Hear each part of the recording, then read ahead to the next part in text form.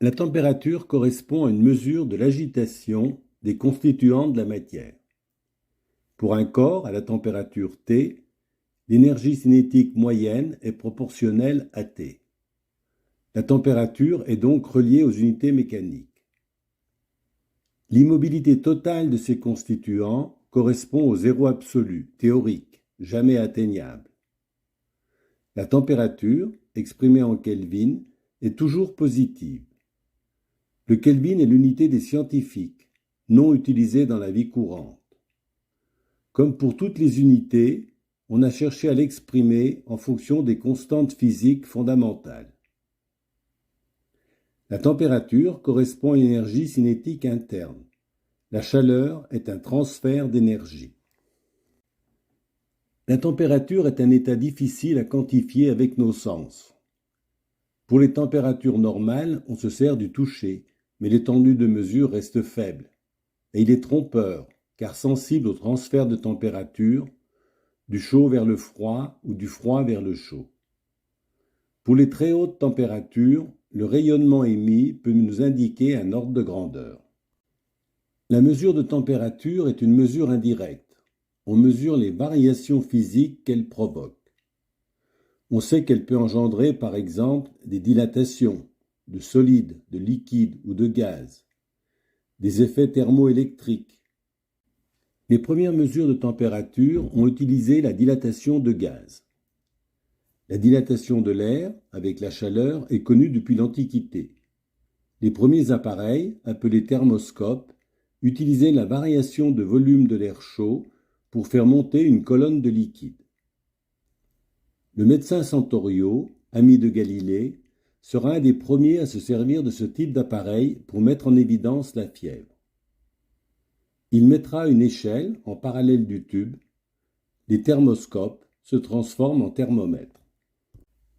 Comme à l'époque on n'est pas capable de faire deux thermoscopes identiques, il est difficile de comparer les résultats obtenus.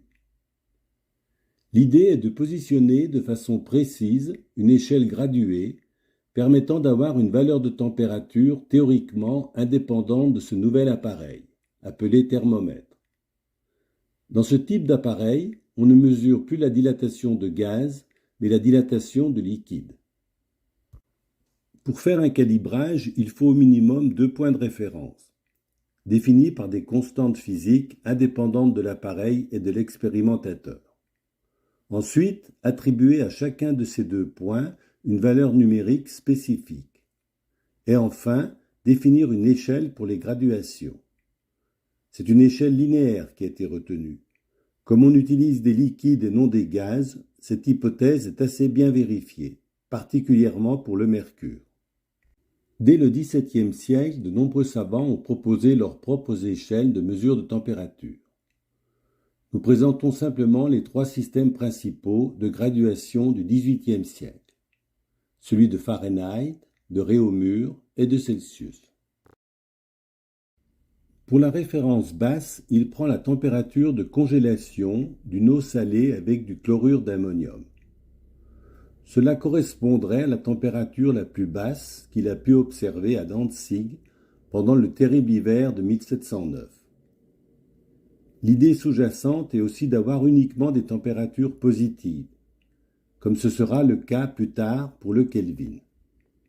La référence haute n'est pas l'ébullition de l'eau.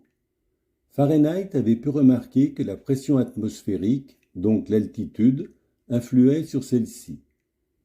Il prendra comme référence la température d'un être vivant, a priori un cheval. La différence entre ces deux références est divisée en 12 unités, subdivisée en 8, soit 96 unités au total. Avec cette échelle, on voit que l'eau pure gèle à 32 degrés Fahrenheit et bout à 212 degrés Fahrenheit. La différence de 180 degrés Fahrenheit correspond à 100 degrés Celsius. C'est ce qui explique le facteur 1,8 de la conversion, soit 180 sur 100. On s'aperçut après sa mort qu'il y avait une petite erreur. La température d'un être humain n'est pas de 96 degrés Fahrenheit, mais de 98,5 Fahrenheit. Peut-être parce que la température d'un cheval en bonne santé est presque d'1 degré Celsius de plus que 37 degrés Celsius. Mais on ne corrigea pas l'échelle. On conserva les valeurs 32 et 212 pour la formule de conversion avec l'échelle de Celsius. Réaumur a pris l'alcool de vin, que l'on appelait l'esprit de vin, pour construire son thermomètre. Le 0 correspond à la congélation de l'eau pure. Pour la référence haute, il prend l'ébullition de l'alcool qu'il fixe à 80. Après sa mort, on conserve l'échelle, mais la référence haute correspond à l'ébullition de l'eau, et on remplace l'alcool par du mercure qui permet de mesurer des températures plus élevées. Ce type de thermomètre, avec son échelle, a rencontré un certain succès. Il était très employé dans certaines corporations, comme par exemple la fabrication du fromage. C'est le système le plus répandu aujourd'hui. Depuis, les conditions d'étalonnage ont été précisées avec soin, mais pour la majorité des personnes, c'est l'eau qui gèle à 0 degré et qui bout à 100 degrés. L'échelle retenue en 1742 par Celsius paraît étrange. Le point de référence bas, correspondant à la congélation de l'eau pure, est à 100 degrés, et le point de référence haut, quand l'eau bout, est à 0 degré. On prête à Linné en 1744 le fait d'avoir inversé l'échelle de Celsius.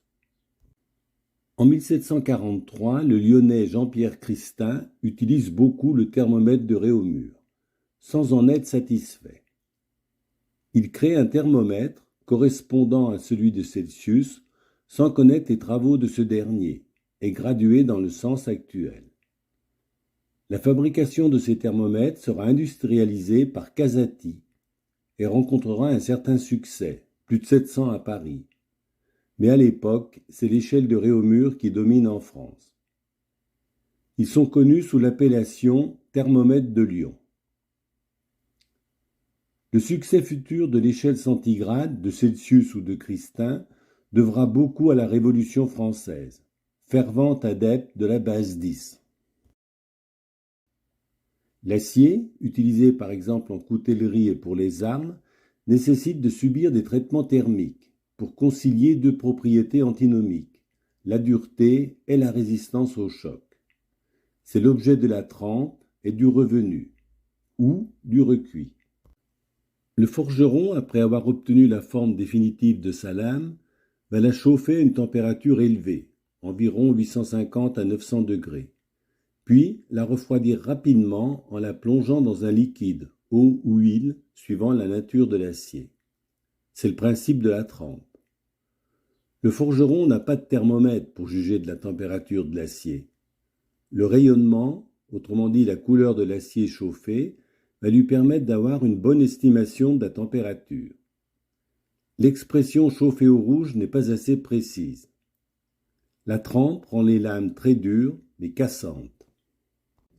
Le revenu, en réchauffant plus légèrement la lame, de 350 à 500 degrés, permet de récupérer une certaine résilience de l'acier, sans trop altérer sa dureté. La couleur de l'acier poli donne une estimation de la température de chauffe. Mais les couleurs sont plus estompées, car ce n'est plus un rayonnement, mais simplement une coloration perceptible à la lumière du jour. L'interprétation est plus délicate, malgré des noms poétiques comme bleu nuit, gorge de pigeon ou jaune paille.